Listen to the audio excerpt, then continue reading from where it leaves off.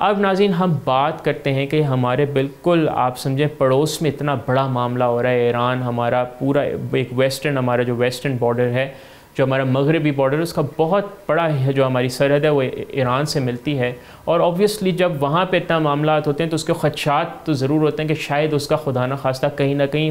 اس کا ایک سپل over impact آ سکتا ہے۔ تو ناظرین الجزیرہ کی رپورٹ کے مطابق اسرائیل اور ایران کے درمیان بڑھتے ہوئے تنازع کے نتیجے میں پاکستان بھی جو ہے اپنی سیکیورٹی کے حوالے سے سنگین خدشات کا سامنا کر رہا ہے۔ پاکستان نے اسرائیلی حملوں کو ایران کی ناظرین خود مختاری کی علاقائی خود مختاری کی خلاف ورزی قرار دے کر شدید الفاظ میں مذمت کی ہے۔ وزارت خارجہ نے جو پاکستانی وزارت خارجہ انہوں نے 13 جون کو بیان میں کہا کہ بین الاقوامی برادری اور اقوام متحدہ کی ذمہ داری ہے کہ وہ بین الاقوامی قوانین کو برقرار رکھیں اور اس جاریت جو کہ اسرائیل کی جانب سے کی جا رہی ہے ایران پر اور شام پہ اور یمن پہ اور فلسطینیوں پہ، اس کو فوری طور پر روکیں اور جو بیسکلی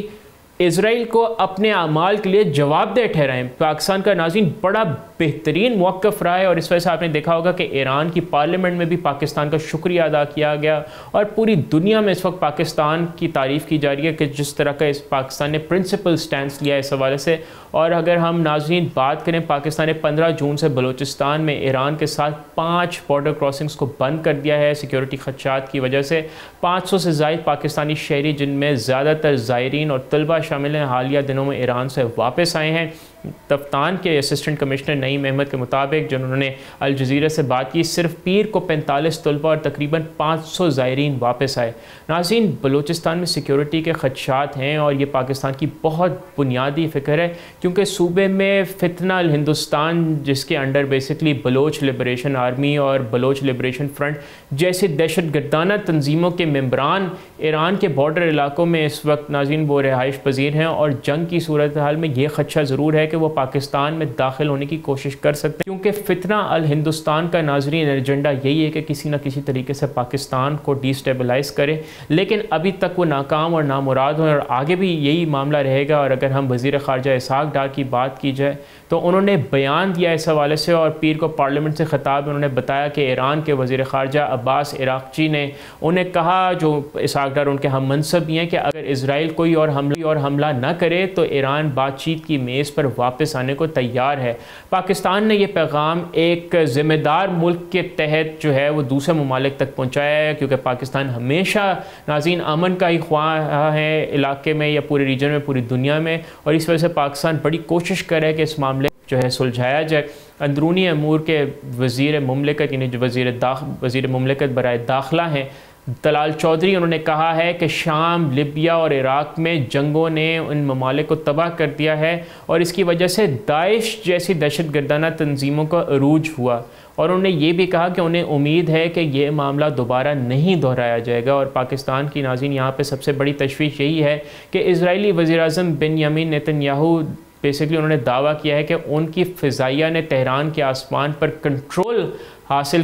کر لیا ہے، اور ناظرین یہ بہت خطرناک بات ہے، کیونکہ کسی بھی ملک کی اس طرح سالمیت کو تھریٹن کرنا اور وائلیٹ کرنا یہ کسی بھی طور پہ ایکسیپٹیبل نہیں ہونا چاہیے، اور دنیا کو اسرائیل کو واقعی میں ان کے اعمال کے لیے اکاؤنٹیبل ٹھہرانا چاہیے۔ اور پاکستان بیسکلی قائد اعظم محمد علی جناح جو ہمارے بانی ہے پاکستان ہے، ان کے ویژن کے تحت پاکستان اسرائیل کو تسلیم نہیں کرتا، اور اوبویسلی نہیں چاہتا کہ ایرانی فضائی علاقے پر بیسکلی اسرائیلی اثر و رسوخ بڑھے، کیونکہ اسرائیل ناظرین پوری دنیا کا خیر خواہاں نہیں ہو سکتا، کیونکہ اسرائیل کی ایگزسٹنس نے اس دنیا میں بیسکلی انسٹیبلٹی بڑھائی ہے، اور آگے بھی اسی کا خدشہ ہے۔ تو اب دیکھتے ہیں کہ کیا یہ معاملہ رہتا ہے آگے۔